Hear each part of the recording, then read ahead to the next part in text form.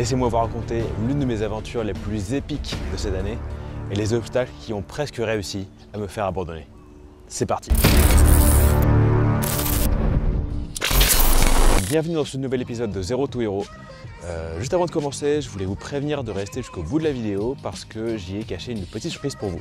Si vous êtes abonné, vous commencez à le savoir, j'aime les défis, j'aime les challenges. Et cette année, j'ai plutôt été servi. Malgré une peur immense de m'afficher publiquement, j'ai créé cette chaîne YouTube. Malgré un gros blocage psychologique, j'ai sauté l'élastique, j'ai appris à siffler avec les mains, j'ai voyagé en solo en Thaïlande et au Vietnam, et bien d'autres. Sur la route, j'ai rencontré beaucoup de gens formidables et inspirants qui m'ont challengé, moi, mon mode de vie, mes idées préconçues, ma manière de voir le monde. Et parmi ces personnes, Véronica, que j'appellerai Vi. Vi adore le sport et adore les challenges. Et du coup, très vite, on s'est entendu et elle m'a lancé un challenge, courir un semi-marathon. Et pas n'importe où, dans la contrée de Ha Giang, dans les montagnes au nord du Vietnam. J'en profite pour la remercier parce que c'est grâce à elle que j'ai vécu cette aventure incroyable. Alors qu'on soit clair, même si je suis plutôt sportif dans l'âme, je n'aime pas du tout courir. Mais dans ce contexte de découverte permanente, le voyage, les rencontres, le fait de faire des choses que je n'aurais jamais faites dans mon ancienne vie parisienne, je me suis dit pourquoi pas. Ça me permettrait, de me dépasser et de me prouver que j'en étais capable. Deuxièmement, de voyager dans l'un des plus beaux recoins du Vietnam et qui en plus est peu touristique. Moins de touristes, mieux je me porte. Et 3, cocher une nouvelle case dans ma bucket list. J'étais chaud patate et du coup, sans trop réfléchir, j'ai commandé ma place. Comme il me restait un peu plus de 2 mois avant le départ de la course, je me suis fixé un objectif ambitieux, pour moi qui ne cours jamais, finir la course en moins de 2 heures. J'étais au top, il ne restait plus qu'à s'entraîner régulièrement. En théorie, j'étais censé pouvoir faire un petit calendrier d'entraînement pour bien m'entraîner et bien progresser. Et ça, c'est la théorie.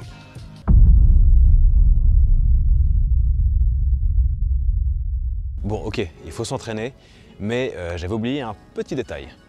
J'avais prévu depuis longtemps un road trip de 3 semaines autour de la Thaïlande avec mes potes Sam et Elé, voir la vidéo précédente. Durant ces 3 semaines, j'ai eu le temps de filmer les 2 vidéos précédentes, donc j'ai pas vraiment chômé. Je dis pas ça pour me donner des excuses, mais c'est un fait. Lorsqu'on voyage en mode backpacker et qu'on change tous les jours de ville et d'hôtel, c'est un peu compliqué de trouver du temps solo pour ses projets et faire du sport. J'ai fini par trouver le temps et la motivation de courir une fois à 6 h du matin sur une plage de Koh Lanta avec Elé. Alors c'était super cool, c'était vraiment kiffant, j'avais la musique de Rocky en tête, c'était vraiment un beau moment.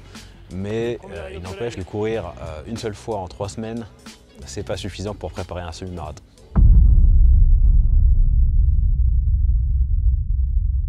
Bon, les 3 semaines de trip sont terminées, je vais pouvoir me mettre au travail sérieusement. Je décide de me mettre dans l'ambiance vietnamienne et je décolle de Bangkok pour m'installer à Ho Chi Minh. Là, je réalise que la moitié du temps que j'avais au départ a filé et que j'avais encore rien fait. Donc ça me déprime un petit peu, mais je me dis que c'est encore faisable. Si je me définis un programme d'entraînement béton, je peux encore le faire. C'est faisable, je reste confiant. Là, normalement, vous vous doutez qu'il y a un truc qui ne va pas.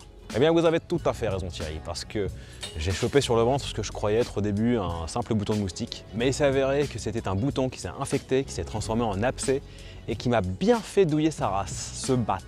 Il a fini par être tellement gros que j'ai dû aller me faire opérer. Je vous épargne les détails, mais dans l'histoire, j'ai perdu une vingtaine de jours à ne pas pouvoir bouger de chez moi et j'ai gagné une cicatrice de warrior.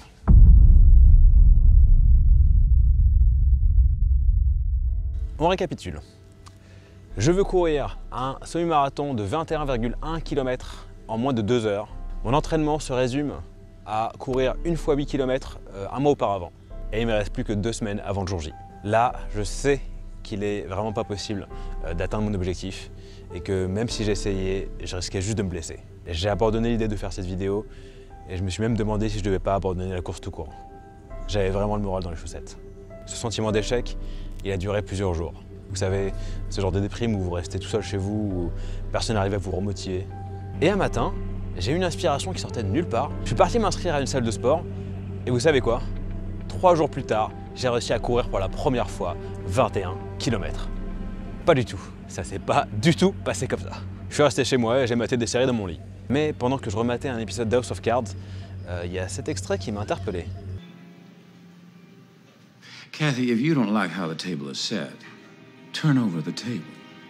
En d'autres mots, si les options qu'on vous propose ne vous plaisent pas, créez la vôtre. Et c'est là que j'ai réalisé quelque chose. pourquoi est-ce que je me mettais autant de pression? À la base, cette course, c'était un truc que je voulais faire pour le kiff, pour voyager, pour rencontrer des gens, pour être inspiré. À quel moment ça s'est transformé en mort d'or? J'ai changé ma manière de voir les choses. J'ai abandonné cet objectif de 2 heures et je me suis créé une nouvelle option. À la place, je devrais franchir la ligne d'arrivée, peu importe le temps. Une fois ce nouvel état d'esprit en place, tout était beaucoup plus facile. La pression est retombée, la motivation est revenue. Je suis parti m'inscrire à une salle et j'ai fait quelques entraînements. J'ai vite progressé et je suis passé de 7 km le premier jour à 12 km quelques jours plus tard. Alors oui, c'est pas parce que je me suis soudainement motivé que j'ai pu magiquement courir 21 km en une semaine. Et même si j'étais déter, sur l'échelle Zero to Hero, je partais plutôt de là. C'était pas top, mais tant pis, on fera avec.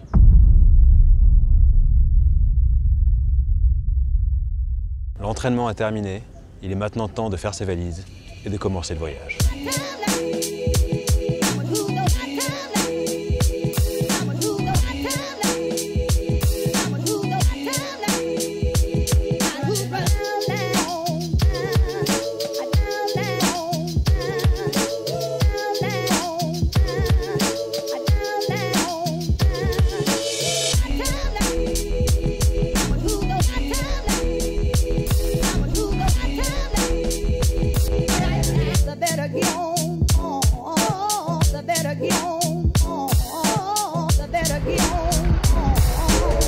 Une fois arrivé, on dépose nos affaires à l'hôtel et on va récupérer nos dossards.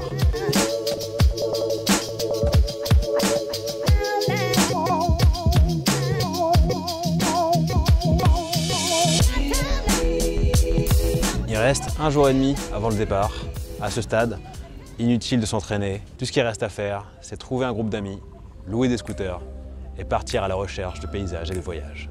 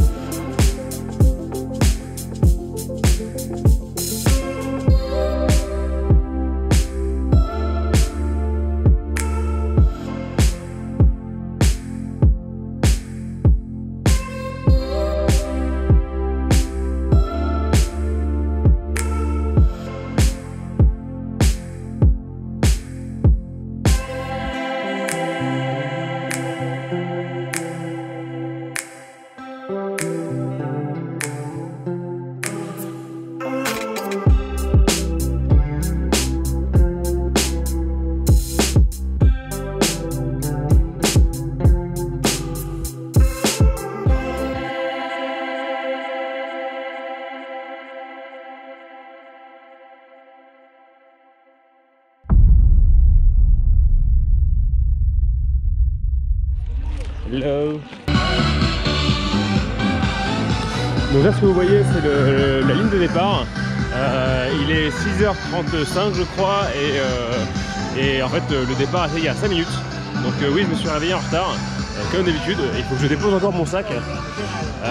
Donc en gros je vais partir en retard.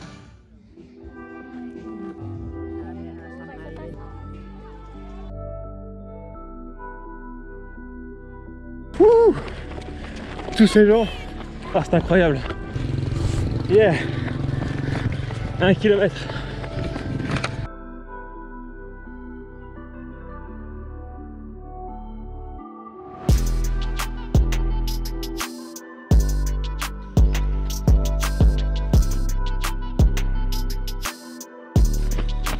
Je viens de dépasser un mec qui avait un t-shirt à 21 km finisher. Donc à mon avis, s'il y est arrivé, il va y avoir moyen que moi aussi je puisse y arriver.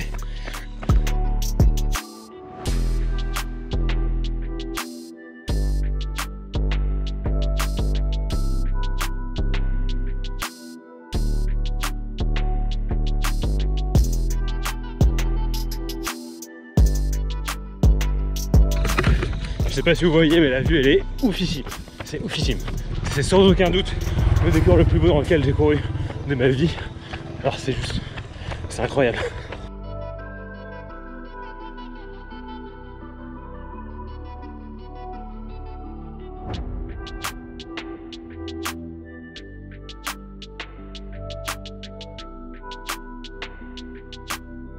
Donc je crois que j'ai fait à peu près 6 km. Je fais une petite pause. On est sur une grosse pente. Je sais pas si on voit quoi que ce soit. C'est un truc que j'ai pas prévu à l'entraînement.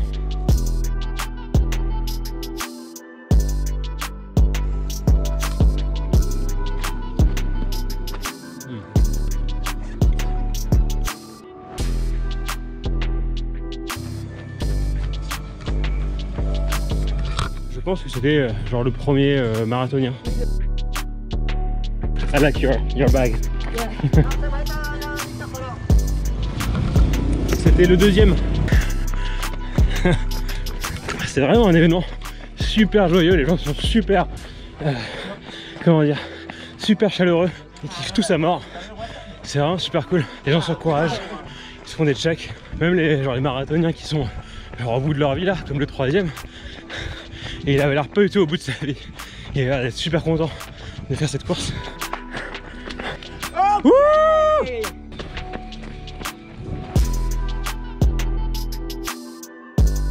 on se croit vraiment dans Avatar quoi. Un petit côté Minas Tirith. Version un peu cheap mais quand même. Yeah. Let's go. Yes.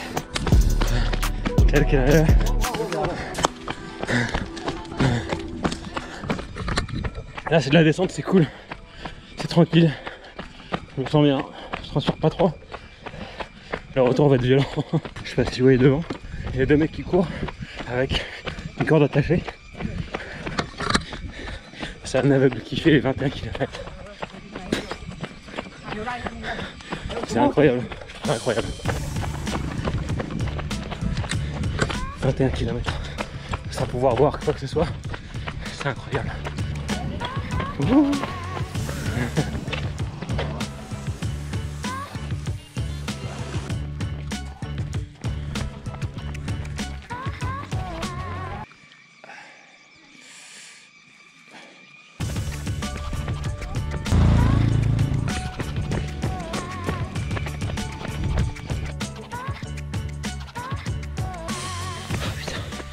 Je vais avoir des courbatures de malade.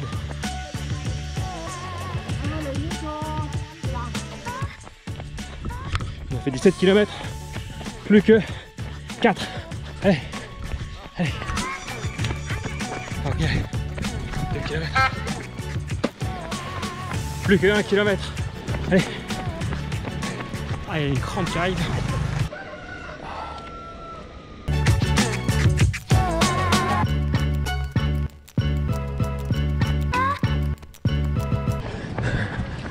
Yes, yes. Yeah.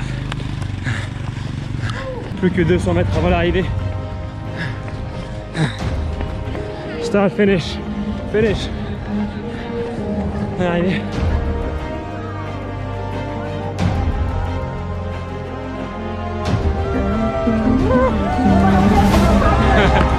Ah! Ah!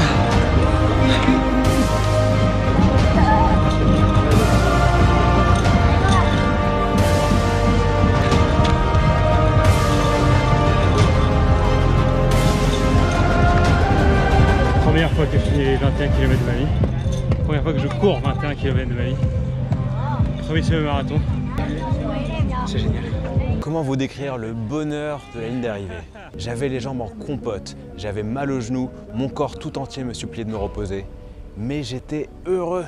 J'en avais bavé pour en arriver là. Et franchir cette ligne d'arrivée, ça a eu l'effet d'un shoot d'euphorie incroyable. Ce genre de joie, ça se partage. Et j'ai trouvé au fond de moi l'énergie de faire non pas un, mais 2 saltos de joie. Je sais pas comment c'est possible, parce qu'une heure plus tard, j'avais des crampes partout et je tenais plus debout. Après ça, j'ai parlé avec quelques personnes et j'ai été étonné de voir le nombre de personnes qui couraient aussi leur tout premier semi-marathon. Il y avait ce mec, la personne aveugle que j'avais croisée, puis il y avait ce couple aussi, qui était plutôt d'habitude fan de courses d'obstacles, et puis il y avait ce mec qui aime bien courir et qui utilise juste ce hobby comme prétexte pour voyager. C'est marrant de constater que chacun a sa propre motivation. Vu de l'extérieur, c'est que des gens qui courent, surtout pour moi qui connais pas vraiment ce milieu. Mais la réalité, c'est que chacun le fait pour ses propres raisons, que ce soit l'envie de se dépasser, essayer quelque chose de nouveau, ou tout simplement l'envie de voyager. Au final, j'ai fini ce semi-marathon en bien plus de 2 heures. Mais je m'en moque totalement. En changeant mon état d'esprit, je me suis permis de vivre une expérience folle, de voir des paysages dingues et de rencontrer des gens qui m'ont inspiré. J'ai accroché cette médaille dans ma chambre et elle me rappelle ce que j'ai gagné à ne pas abandonner. Vous ne savez pas ce que vous ratez tant que vous n'avez pas essayé. Et c'est d'ailleurs la leçon du jour avec laquelle je pense que je vais vous laisser. N'abandonnez pas avant d'avoir essayé.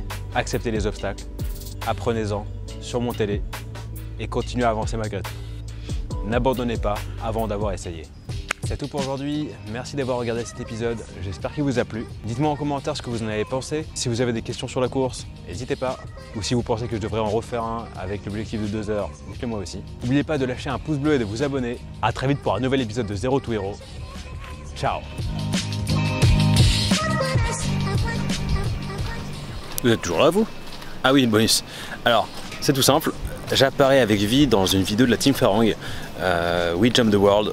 On a filmé notre participation pendant le semi-marathon et c'est pour ça que je vous en parle.